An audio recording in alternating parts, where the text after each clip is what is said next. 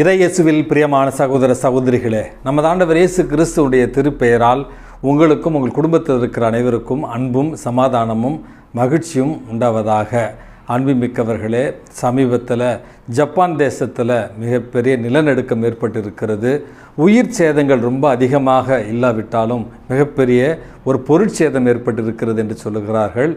Japan தேசத்தை ஒட்டிய தென்கொரியா, வடகொரியாவில் கூட லேசான நிலநடுக்கம் ஏற்பட்டிருக்கிறது என்றும் செய்திகள் வருகின்றன. மிக சிறப்பான விதத்தில் ஜப்பான் தேசத்தில் இந்த நிலநடுக்கத்தால் பாதிக்கப்பட்டிருக்கிற மக்களுக்காக ஜெபிக்க உங்களை அன்போடு கேட்டுக்கொள்கிறேன். தாயாம் திரு அவை இன்றைக்கு புனித எலிசபெத் ஆன் அப்படின்னு சொல்லப்படுகிற புனிதையினுடைய நினைவு நாளை கொண்டாடுகிறது. இந்த புனிதையானவள் 18வது நூற்றாண்டில் அமெரிக்காவில் உள்ள நியூயார்க் என்கிற நகரத்தில் ஒரு உயர்குடியில் பிறந்த ஒரு புனிதை.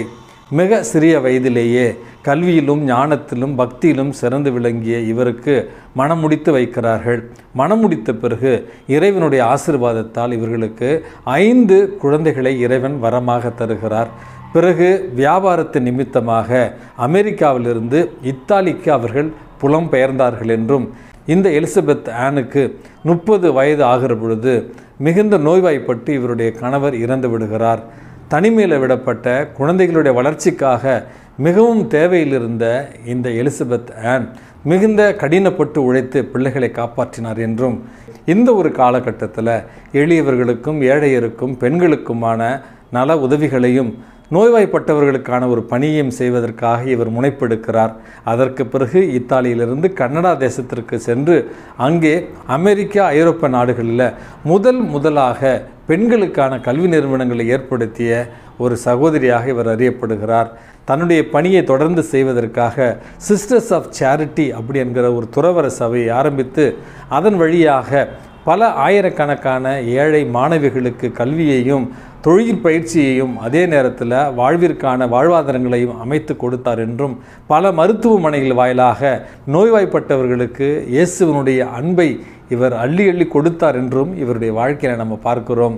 ஆம் அன்புமிக்கவர்களே, தனித்து விடப்பட்டாலும் சோதனையில் விழுந்தாலும் இறைவனை நம்பி கடின உழைப்போடும் இறை நம்பிக்கையோடும் இன்றைக்கு மாபெரும் ஒரு புனிதையாக இருக்கிறார் இந்த புனித எலிசபெத் ஆன்.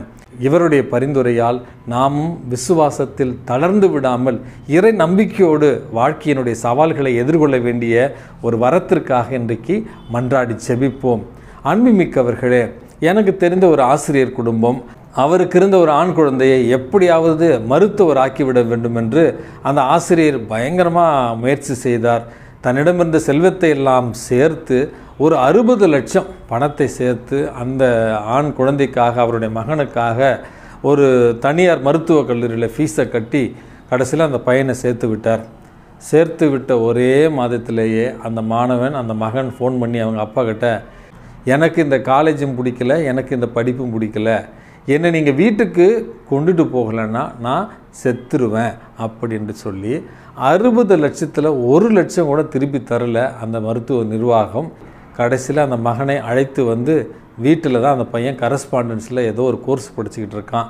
அன்புமிக்கவர்களே, சின்ன வயசிலிருந்தே இதுதான் என்னுடைய தேடல், நான் மருத்துவராக போகிறேன் அப்படி என்று ஆசையாக இருந்த அந்த மாணவனுக்கு பெற்றோர் மிகப்பெரிய ஒரு தியாகத்தை செய்கிறாங்க. ஆனால் கடைசியில் அந்த தேடல், அந்த முயற்சி, அந்த உழைப்பு எல்லாமே வீணாக போச்சு.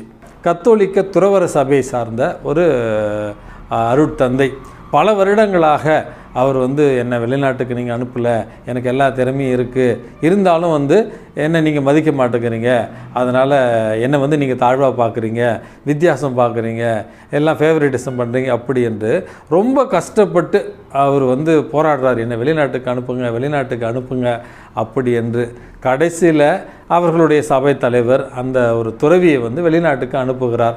ஆனால் போன முதல் மாதத்திலேயே, சாமி என்னை ஆளை விடுங்க, என்னால் இங்கே லாங்குவேஜும் படிக்க முடியல, எனக்கு வயசாகிடுச்சு, இனிமேட்லாம் என்னால் படிக்க முடியாது, அதனால் உடனடியே என்னை நீங்கள் கூப்பிட்டுக்குங்க அப்படி என்று திரும்பவும் வந்துவிட்ட ஒரு செய்தியை நான் உங்களோடு பகிர்ந்து கொள்கிறேன். ஒரு விஷயம் நமக்கு தெளிவாக புரிகிறது அன்புமிக்கவர்களே, நம்முடைய வாழ்க்கையில் பலருக்கு தேடல் இருக்கிறதா? நம்முடைய வாழ்க்கையில் எது நமக்கு தேவை என்பதை நாம் உணர்ந்திருக்கிறோமா? நம்முடைய வாழ்க்கையில் எது முக்கியம், எது அவசியம், எது தேவையானது, எது அவசரம் என்கிற ஒரு மன தெளிவு நம்மிடத்தில் இருக்கிறதா என்பது மிகப்பெரிய ஒரு கேள்வி. ஏனென்றால் இன்றைக்கு இறைவன் நற்செய்தி வாசகத்தின் மூலமாக நமக்கு சொல்லித் தருகிற ஒரு அழகான பாடம் என்பது திருமுழுக்கு யோவானுடைய சீடர்கள் இருவர் ஆண்டவராகிய இயேசு கிறிஸ்து அந்த பக்கம் செல்வதை பார்க்கிறார்கள். திருமுழுக்கு யோவான் நேற்றைய நற்செய்தி வாசகத்தில் பார்த்தோம், இவரே இறைவனின் செம்மறி, இவரே வரவிருக்கிற மீட்பர் அப்படி என்று இயேசுவை அறிமுகம் செய்து வைத்த உடனேயே இயேசுவை பின்தொடர்ந்து செல்லுகிறார்கள். அவர்கள் தன்னை பின்தொடர்ந்து வருவதை கண்ட நமது ஆண்டவர் இயேசு கிறிஸ்து அவர்களை பார்த்து, யாரை தேடுகிறீர்கள் அப்படி என்று கேட்கிற நேரத்தில் அவர்கள் இருவரும், ரபி, நீர் எங்கு தங்குகிறீர் அப்படி என்கிற தங்களுடைய தேவை, தங்களுடைய தேடல், தங்களுடைய வாழ்க்கையினுடைய இலக்கு அப்படி என்கிற எண்ணத்தோடு, ரபி நீர் எங்கே தங்குகிறீர் என்கிற அந்த கேள்விக்கு நமது ஆண்டவர் இயேசு சொன்ன பதில், வந்து பாருங்கள். அவர்கள் இருவரும் வந்தார்கள், இயேசுவோடு வாழ்ந்தார்கள், இயேசுவுக்காக மரித்தார்கள். அதில் ஒருவர் தன்னுடைய சகோதரன் சீமோனையும், அந்திரேயா சீமோனையும் இயேசுவிடத்தில் அறிமுகப்படுத்தி வைத்தார் என்றும் விவிலியத்தில் நம்ம வாசிக்கிறோம். அன்புமிக்கவர்களே, இந்த இருவருக்கும் இருந்த அந்த தேடல், மீட்பிற்கான ஒரு தேடல், வாழ்வினுடைய முக்கிய இலக்குக்கான ஒரு தேடல், அந்த தேடலில் அவர்கள் உண்மையாக ஈடுபடுகிற பொழுது ஆண்டவர் அவர்களுக்கான அந்த விடையை தருகிறார். எப்பொழுது இயேசுவிடத்தில் அவர்கள் வந்தார்களோ அவரோடு வாழ்கிறார்கள், அவருடைய பிரசன்னத்தை உணர்கிறார்கள், கடைசி வரையில் அவருக்காகவே வாழ்ந்து மரித்தார்கள் என்கிற செய்தி தான் இன்றைக்கு நமக்கு இறைவன் கொடுக்கிற ஒரு செய்தி. நம்முடைய வாழ்க்கையில் இறைவனை நம்ம தேடுகிறோமா அப்படி என்கிற அடிப்படையான ஒரு கேள்விக்குத்தான் ஜப்பான் தேசத்தில் நடந்திருக்கிற அந்த நிலநடுக்கம் நமக்கு ஒரு பதிலை தருகிறது. நான் சொன்னேன், ஜப்பான் தேசத்தில் நிலநடுக்கம் ஏற்பட்டு இருக்கிறது, பொருட்சேதம் ஏற்பட்டு இருக்கிறது, ஆனால் உயிர் சேதம் அதிகமாக இல்லை. காரணம், ஜப்பான் தேசத்தில் அடிக்கடி நிலநடுக்கம் ஏற்படுகிற ஒரு காரணத்தினால் அந்த நாட்டில் உள்ள மக்கள் தங்களுடைய வாழ்க்கையினுடைய இலக்கு, தங்களுடைய வாழ்க்கையினுடைய ஒரு தேடல் பணம் சம்பாதிப்பது அல்லது நகைகளை சேர்த்து வைப்பது அல்லது மிகவும் உயரமான கட்டிடங்களை கட்டி வைப்பதெல்லாம் இல்லை. வெள்ளி, பணம், நகைகள், ஆபரணங்கள் என்று அவர்கள் சேர்த்து வைப்பது கிடையாது. மாறாக மன அமைதியை எப்படி பெறுவது, மன மகிழ்ச்சியை எப்படி பெறுவது, உடல் நலத்தை எப்படி பேணுவது அப்படி என்கிற வாழ்க்கையின் மிக முக்கியமான தேவைகளுக்காகத்தான் தங்களுடைய ஆற்றலை, தங்களுடைய தேடலை அவர்கள் செலவிடுகிறார்கள். மாறாக இந்தியாவில் ஒரு வெள்ளம் ஏற்பட்டால் என்ன சேதாரம் என்று பார்க்கிறோம், கொஞ்சம் மழை அதிகமாக பெய்ந்து விட்டால் என்ன சேதாரம் என்று பார்க்கிறோம், ஒரு சின்ன நிலநடுக்கம் ஏற்பட்டால் எவ்வளவு பெரிய சேதாரம் நமக்கு ஏற்படுகிறது என்று பார்க்கிறோம். அப்படி என்றால் அடிப்படையில் நம்முடைய தேவைகள், பொருள், இந்த உலகத்தை சார்ந்தவைகளாக இருந்தால் நிச்சயமாக நம்முடைய தேடல் பொய்யானது.